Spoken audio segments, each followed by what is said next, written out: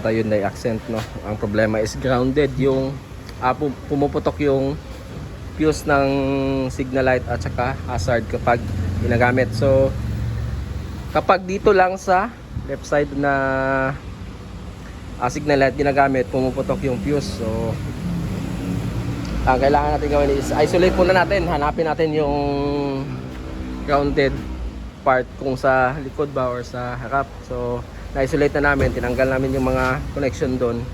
So dito sa likod walang grounded, so sa harap ang grounded. So after namin babaklasin na sana namin yung yung mga wirings. So nakita namin to. Yun.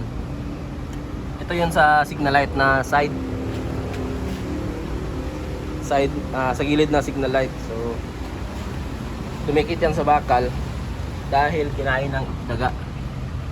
Yun. So buti na lang dyan lang sa labas lang, hindi sa loob na So yun lang, okay na to. Konting tape na lang, okay na.